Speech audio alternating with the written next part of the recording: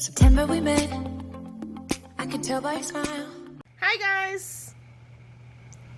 So if you don't know me by now, my name is Trini Lovely. Welcome back to my channel. And today we're going to have a very interesting topic, and our topic today is going to be talking about ego and depression. So I wanted to actually talk about depression because depression is something that I actually dealt with a few years ago, and I dealt with depression many times throughout my life. And it was like a lot of triggers that kind of actually took me back to this depression state. And I think one of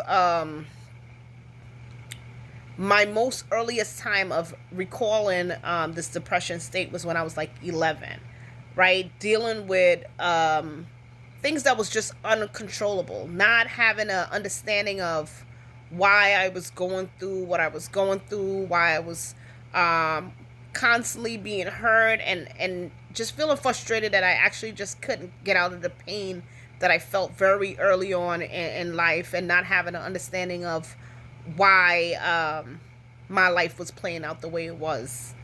And I do want to talk about depression, and I want to get a little bit deep, and I want to get a little bit of spiritual here. We all have different journeys in life, and we all handle our journeys much different, right?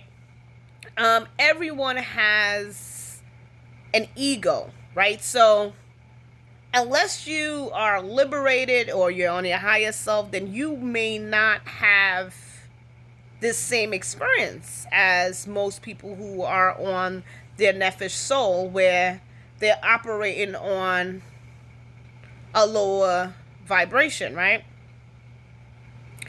A lower chakra, right?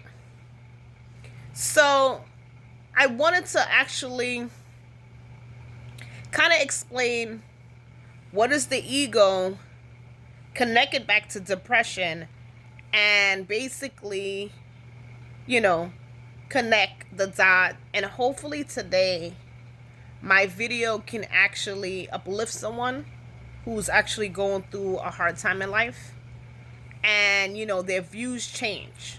So let's talk about ego for a bit. When you're not liberated or you're not on your higher self, the ego actually is the one steering the wheel, right? We're naturally looking through the ego. And the ego controls our beliefs, our opinions, our thoughts, our ideas, our concepts, our expectations, our interpretation. And the ego, it acts as a separate identity to the soul, right? So when someone upsets you, you're basically defending your honor, right?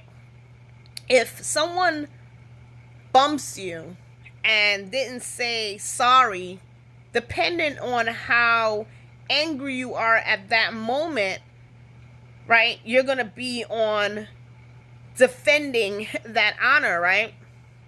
So when you're basically defending yourself to that capacity, guess what? You're operating on the ego, right? So the ego control over your thoughts and your actions, right? People can't see themselves because they're always operating on the ego, right? Your thoughts is operating through the ego. So you're basically always operating on that unconsciousness, right? So most people will be like, I'm operating myself on the consciousness. I'm on my consciousness. But to be on your consciousness is to really have control and tame that ego. So you're taming something that actually acts as a self mechanism, right? To defend. And then you're taming something that actually is how you see the world, right? So that's big. Like, how could I tame something that actually allows me to look through it, right? So a better example about the ego.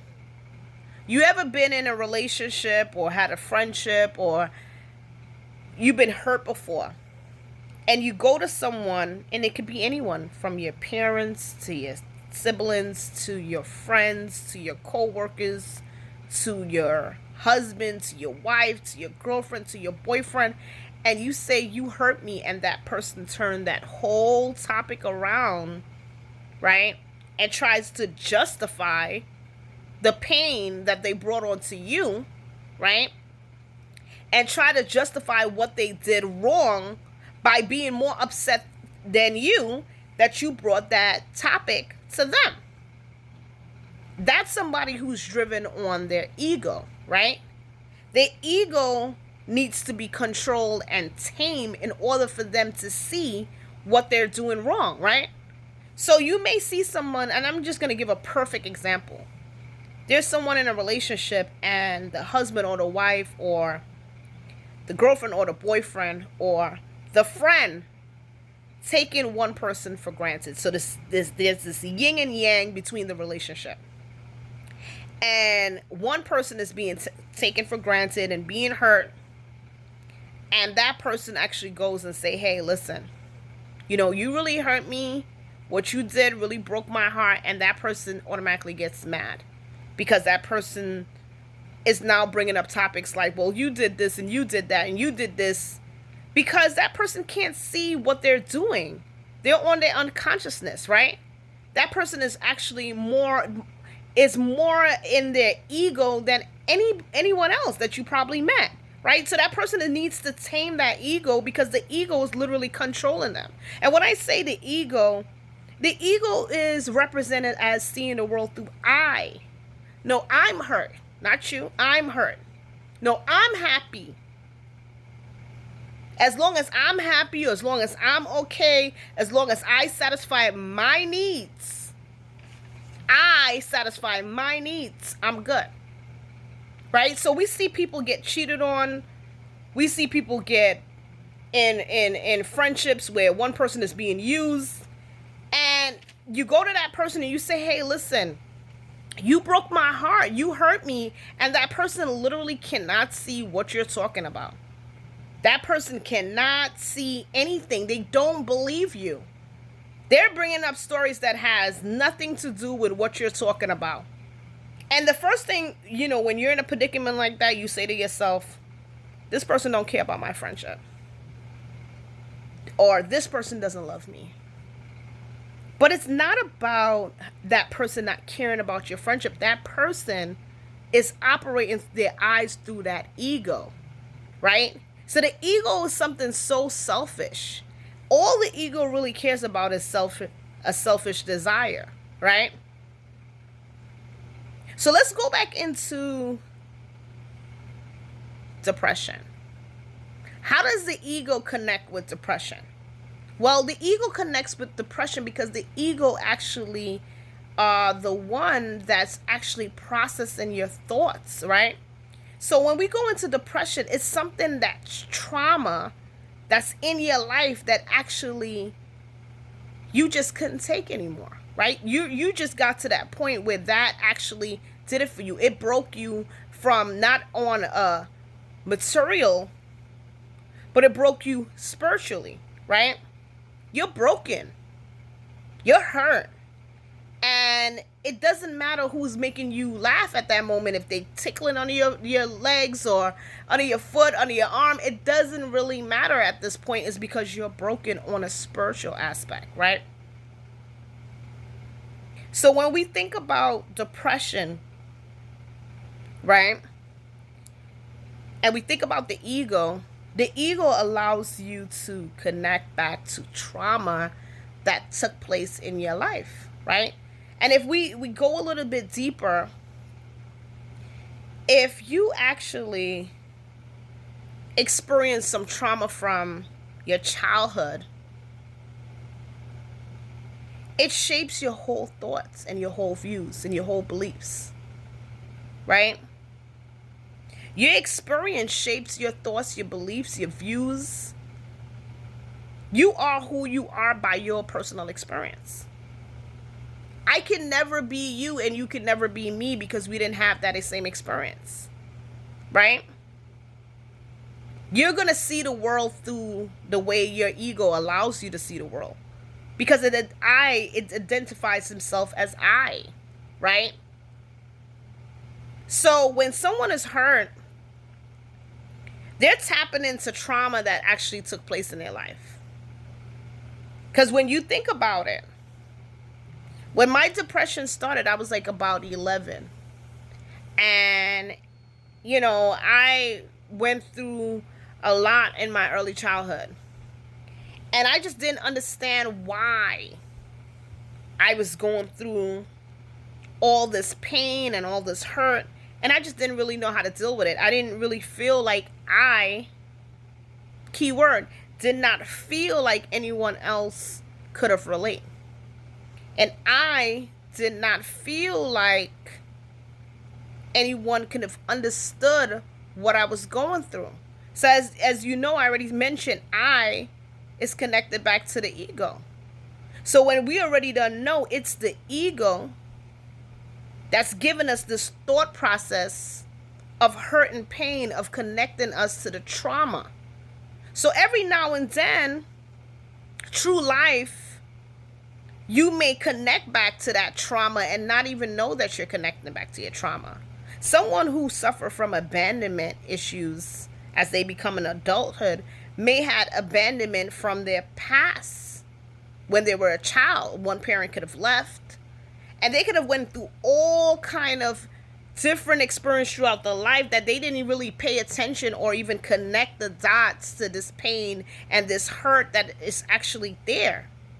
So when you think about depression is being stemmed from some kind of trigger that it connects you all the way back to that pain from your early childhood.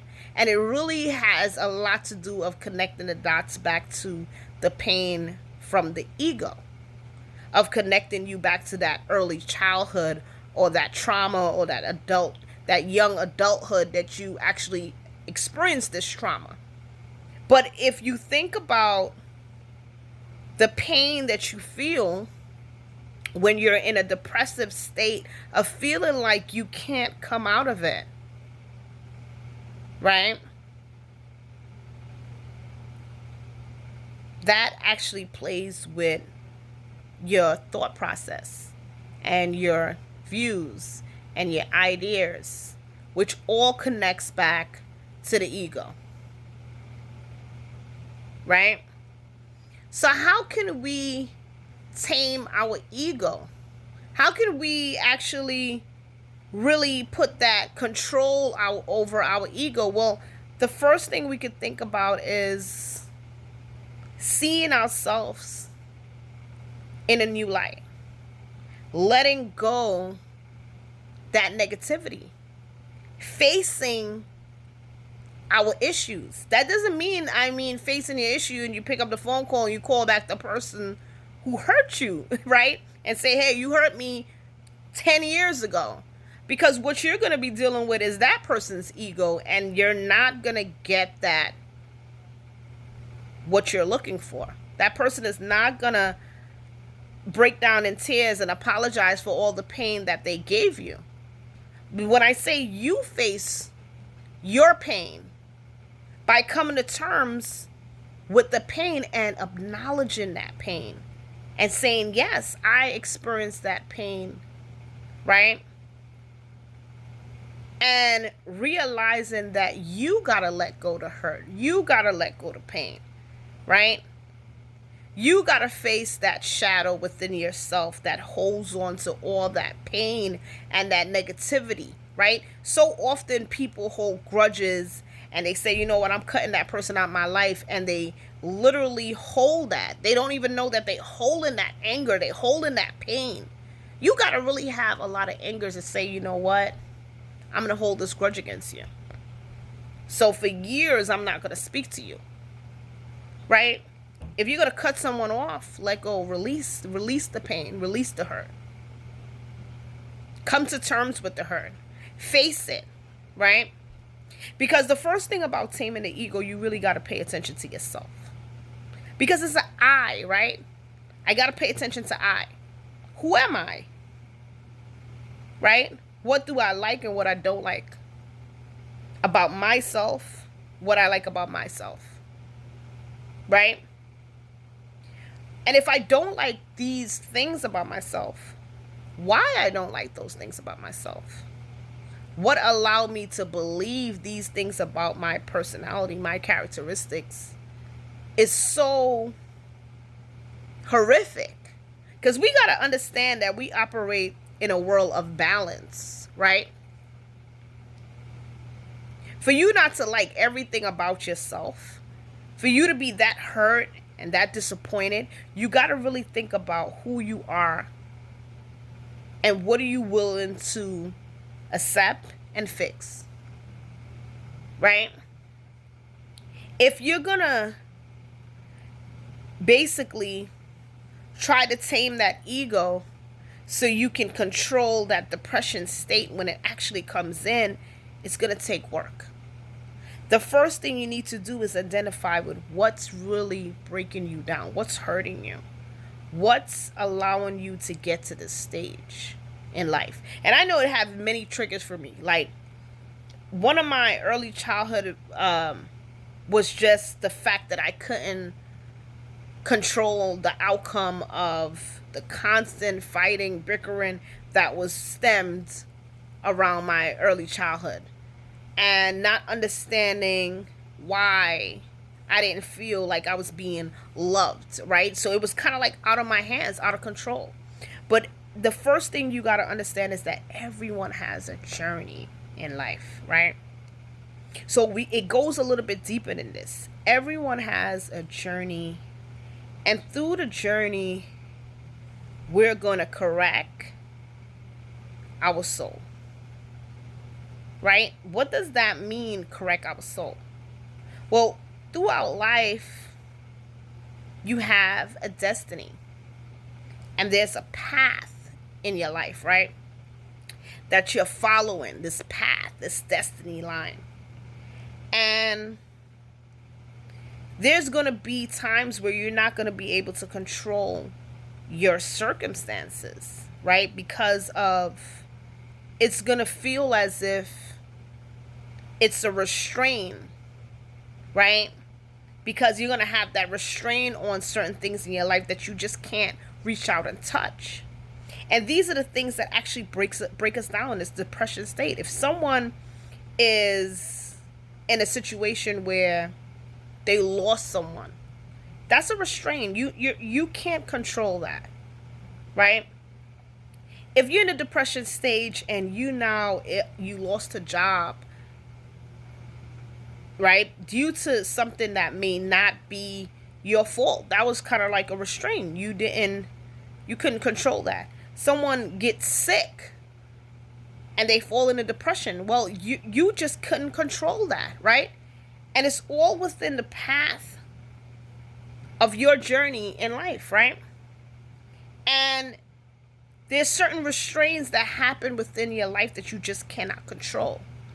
So when you think about a depression, right, think about the journey of the soul that's actually in this material realm that we live in, right? And when you're in a depression state, think about what issue that you are going through that allows to break you down and tear you down and just actually have you in that dark place. Think about what you can actually learn from that at that moment, at that see yourself in a better light. Like, don't wake up and say to yourself, let's just use some examples about a depression state. Someone lost a job, and now it's been a year and 7 months, and you're still in the process looking for this job. And you have bills, and you have all this things that's taking place, and now you're in this low stage in your life because you feel hopeless, you feel helpless, and you don't understand why you're going through this, right? You're screaming out, you're yelling, you're praying, you're asking for help, and help is coming every now and then, but you're in such a stage in life. 2 years ago, you were in a better predicament. You were happy. You had a house, you had a car, you had an apartment, and life was in this better place for you. And now you're in this dark place where you seem like you can't come out. You need to stop immediately what you're doing and see yourself in a better light. Visualize yourself in a better future. Automatically use some affirmations. Think and believe what it's going to feel like for you to be happy again. Right? So you're going to fight that ego back, right? You're going to restrain that ego from that control that's giving you that thought form that is basically you're going to be like this forever and there's no way out. You're actually going to have to believe that you're going to get that job. If you're actually in a situation where you're in a depression state because you're now broke up with someone, you're going to stop what you're doing and think about what you can learn from your experience. Because through the journey of correcting the soul, right, there's always an opportunity to learn. You always have to learn something, right? Whether it's good or bad, right? If you had a friend that stole from you, and that teaches you after that not to trust everyone, for not to be that vulnerable, not to be that naive, that was still a lesson to be learned, right? Because now from day moving forward, you know now that you have to actually protect yourself to a certain degree. If you was in a situation where, whether it's negative or not, you had to learn from each experience throughout life to make you who you are in order for you to be who you are now. Because that's how you got to look at it. If you're in depression state, think about whatever you're actually going through right now at this moment. The pain that you feel right now, the restraint that you feel right now that you cannot control. Think about. So the most important thing that I really wanted to emphasize was today, if you are in a depression and you are in a situation where you're feeling down and depressed, and I wanted you to know that life can actually change. Whatever you're going through at this time, whatever you're enduring at this moment, right? I see you in a better light. And I want you to see yourself in a better light. I want you to believe from today moving forward that you're not going to be in your struggle. You're not going to be in your pain. You're not going to be hurt, right? Really believe it. Really see yourself. Daydream. Visualize. Because there's a divine within yourself that you can actually change your path of how you want your life to be. Because you're constantly creating through that thought form and that thought process, right? And, you know, your fate is everything. But when we dig deep in the word fate, you're creating what you want your life to be. So if you want to come out that depression stage, you can't see yourself in the pain anymore. You can't believe that you're in that pain anymore. right? You got to control that ego, because you know that's the ego that's actually affecting your thoughts, right? Affecting your beliefs and telling you, listen, you're going to be in this forever. But know that your life can always change at any circumstances. Regardless of the restraint that you have in your life where things are uncontrollable. Regardless of what pain you're going through right now. There's always an opportunity for your life to change, right? It's always an opportunity for your life to progress and for you to come out of your misery.